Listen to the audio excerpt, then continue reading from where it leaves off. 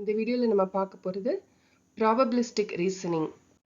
Probabilistic reasoning அப்படின்னா என்னன்னு பார்க்கறதுக்கு முன்னாடி அன்சர்டனிட்டி அப்படின்னா என்னன்னு தெரிஞ்சுக்கலாம்.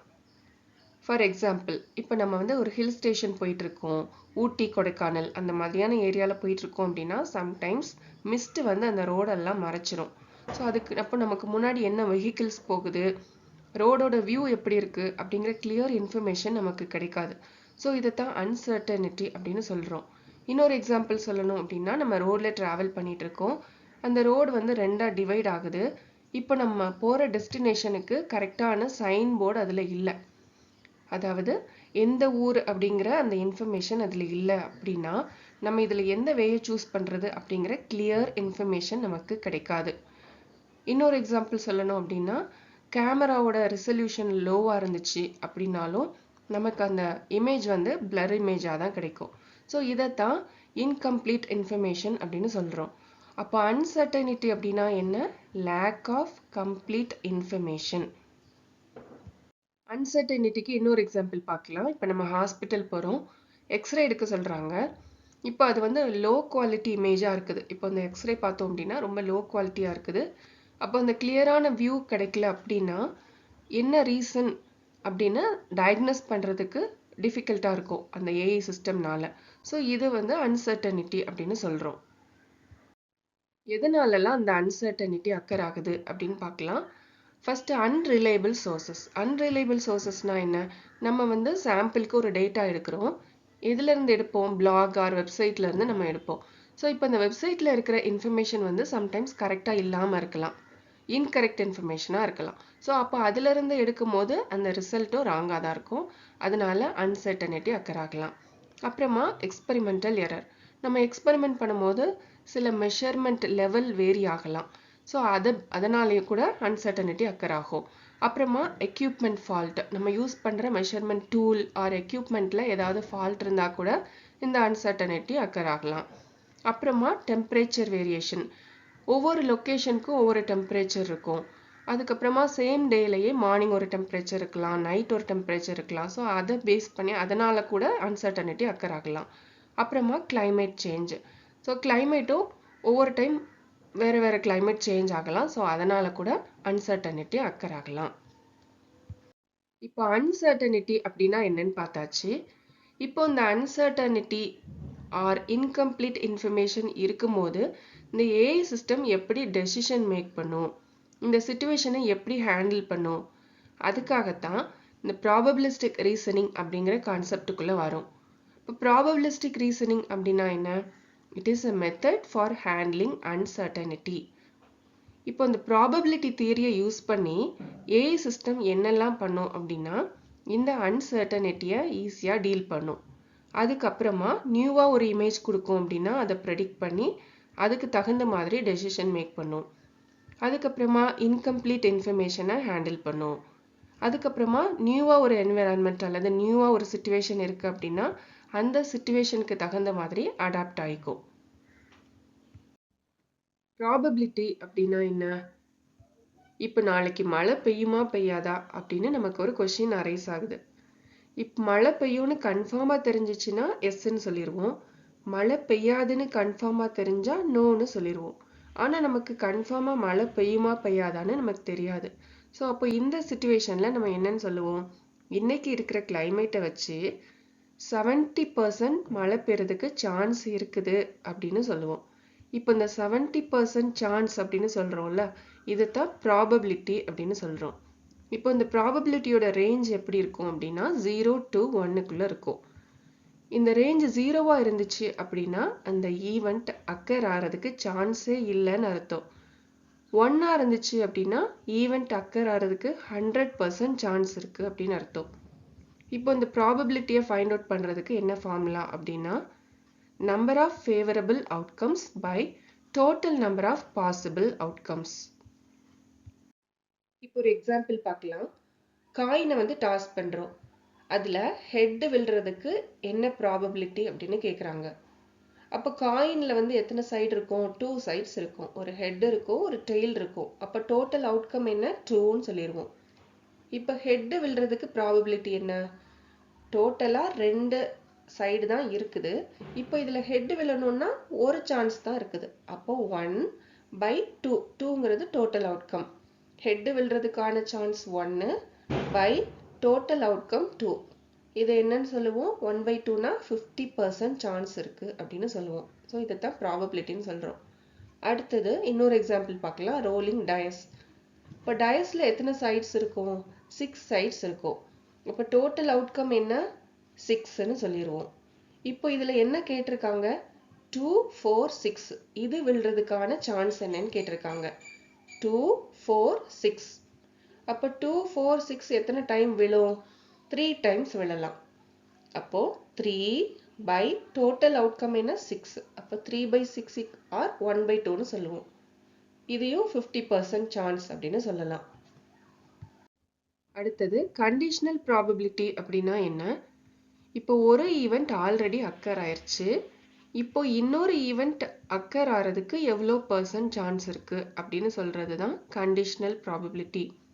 இது எப்படி டிஃபைன் பண்ணலாம் அப்படின்னா, probability of occurring an event when another event has already happened.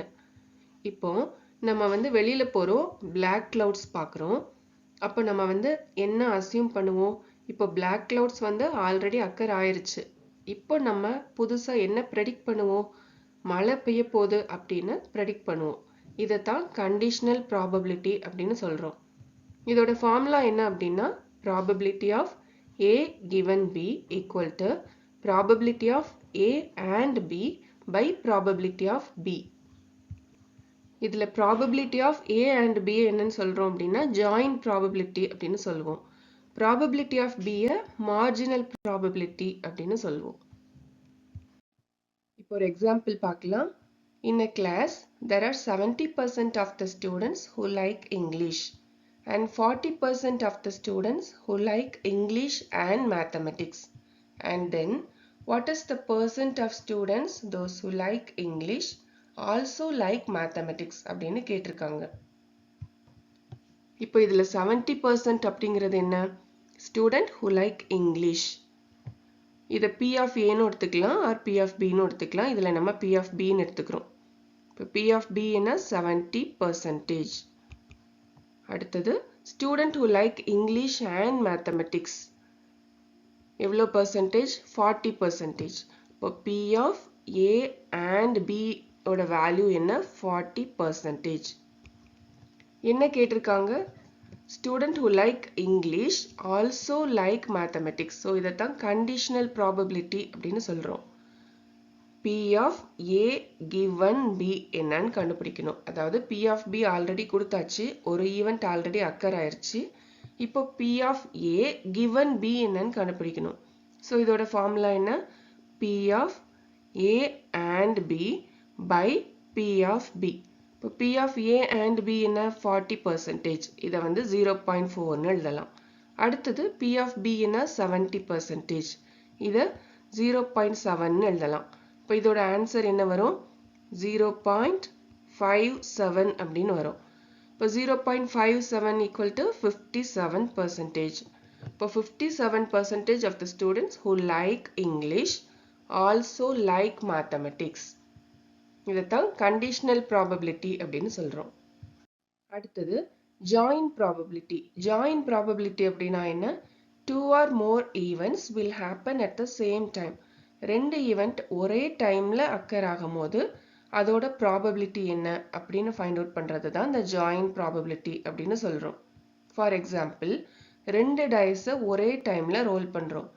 இப்போ ஃபர்ஸ்ட் டைஸ்ல என்ன விழணுமா? 3 அப்படிங்கிற நம்பர் விழணும். செகண்ட் டைஸ்ல 5 அப்படிங்கிற நம்பர் விழணும். ஸோ இதுக்கான ப்ராபபிலிட்டி என்ன? இதைத்தான் ஜாயிண்ட் ப்ராபபிலிட்டி அப்படின்னு சொல்றோம்.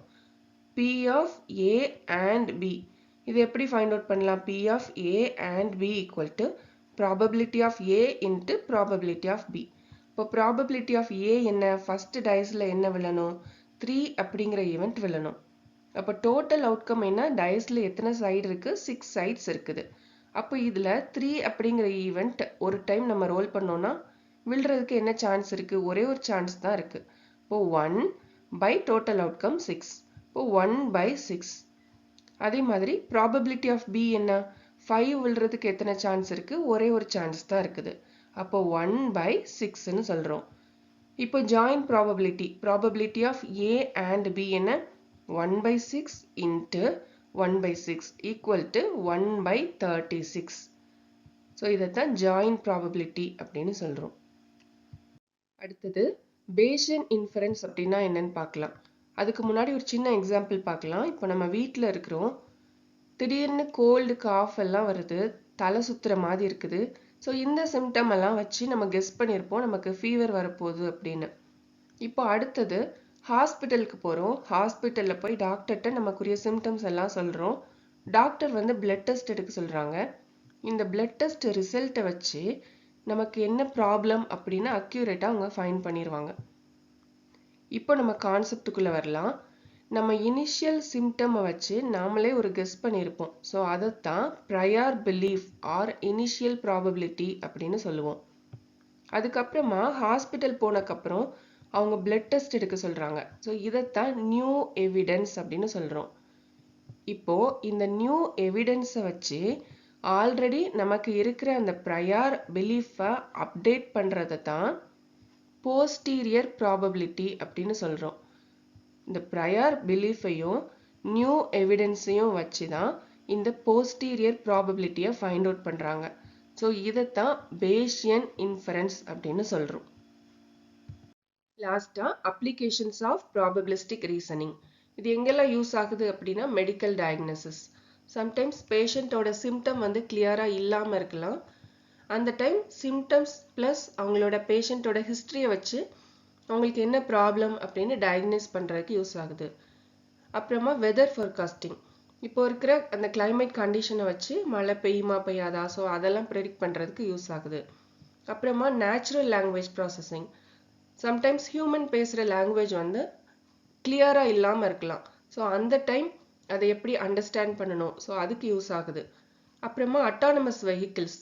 அட்டானமஸ் வெஹிக்கிள்ங்கும் போது அது புது புது என்விரான்மெண்ட்டை டீல் பண்ணணும். ஸோ ஒவ்வொரு டைம் அதோட லொக்கேஷன் சேஞ்ச் ஆகும் போது அதுக்கு வந்து கரெக்டாக டெசிஷன் மேக் பண்ண தெரியணும். அதுக்கப்புறமா ரெக்கமெண்டேஷன் சிஸ்டம். கஸ்டமரோட சர்ச் ஹிஸ்ட்ரியை வச்சு அவங்க என்னென்ன ப்ராடக்ட் எல்லாம் வாங்குவாங்க, ஸோ அதை ரெக்கமெண்ட் பண்ணுறதுக்கு தெரியணும்.